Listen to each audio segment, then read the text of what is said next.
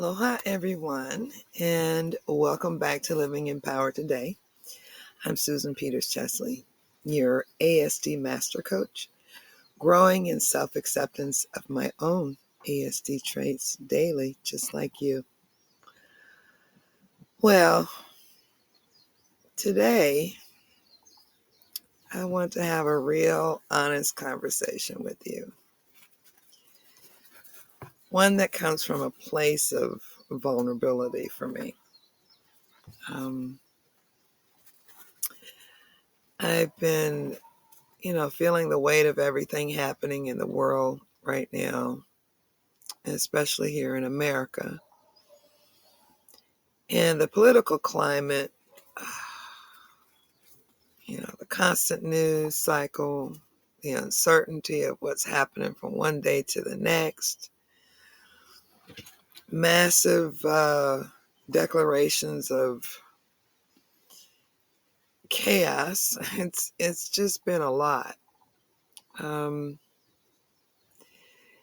do you find yourself saying, I just can't take it anymore? Or why can't I stop crying?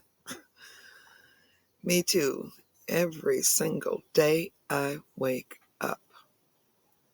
Every day. I'm not going to lie to you.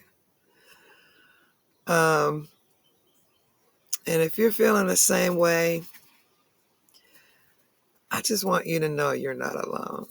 I'm right here in the trenches with you, navigating these emotions too. I know I probably sound kind of like unemotional today. I'm just tired.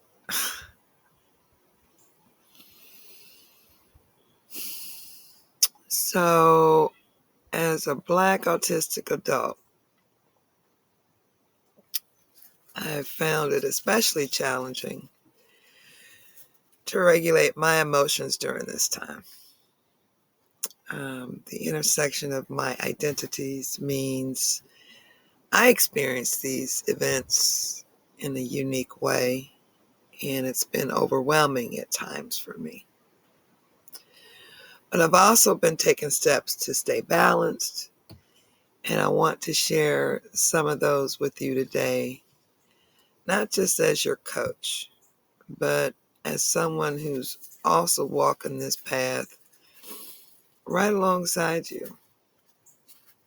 So let's talk about managing our regulation in the midst of political chaos. First, let's talk about what's happening emotionally when we're constantly exposed to political turmoil. It's so easy to feel anxious, angry, or even helpless. I've fallen into those over the last few months.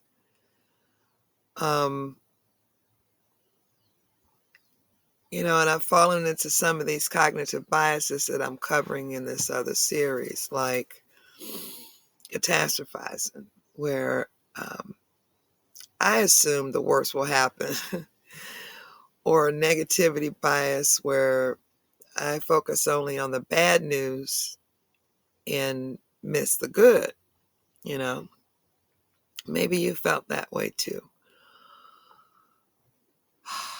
These biases are natural.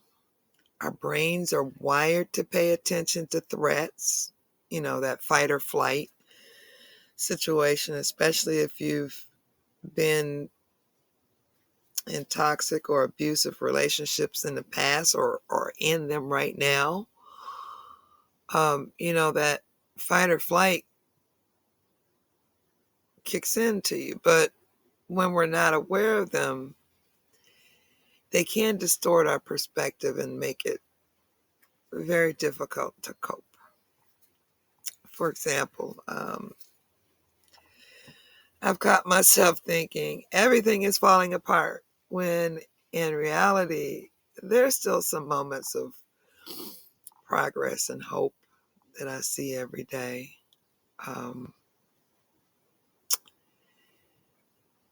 So recognizing these biases has been a game changer for me. And that's why I've been concentrating on that bias series, because I want you to recognize them too. So what am I doing to stay balanced on a daily basis? Well, here's a few steps I'm taking daily. And I don't do it perfect, but I encourage you to try them too. So number 1, setting boundaries with news. Oh gosh, I've limited how much news I consume daily and when I consume it.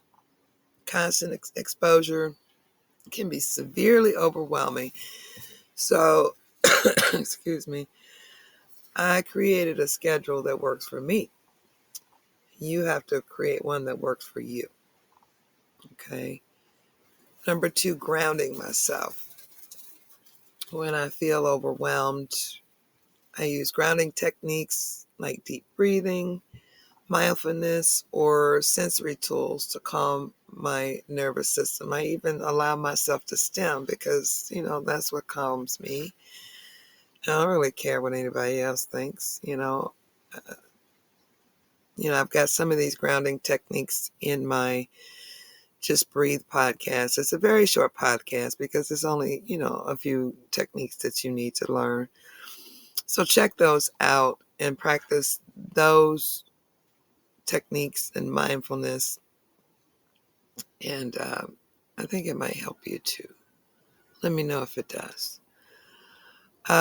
Number 3, take action.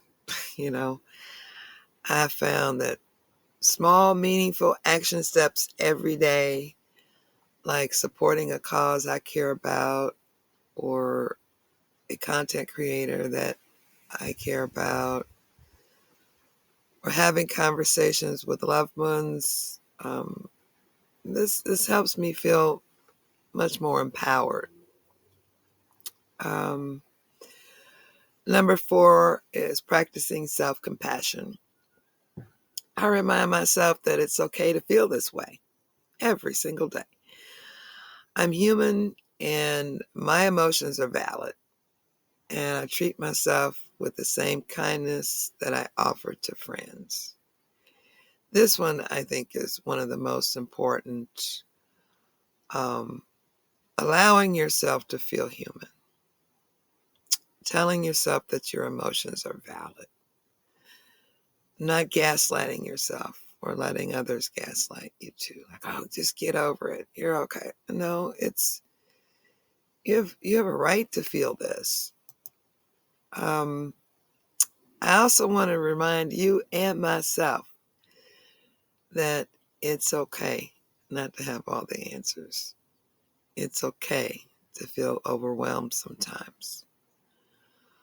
What matters is that we're taking steps, however small, to care for ourselves and each other. And as your coach, I'm here to help support you in finding what works for you. So, I also want to throw something in. I forgot. Eating as best you can helps through this. It's tight right now with the cost of food skyrocketing even more than it did after COVID. And it's not going down anytime soon. You need to prepare yourself for that. It's not going down anytime soon. And as an autistic adult who also only likes to eat the same foods pretty much over and over and over again, because that's what I do, I have to remind myself to eat as best as I can, to choose this over choosing to eat this can. Because this can sure is good, but this is better for me. Which one will help my mental state, right? Well, they both will. But, for health-wise, this will. So try to eat as well as you can possibly afford. And finally, I want to say this: you're not alone. Whether you're feeling angry, scared, or exhausted, again, your feelings matter.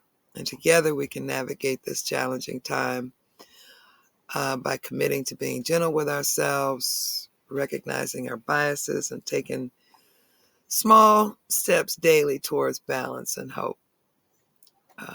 If any of this resonated with you, let me know in the comments how you're managing your emotions and thought processes during this time.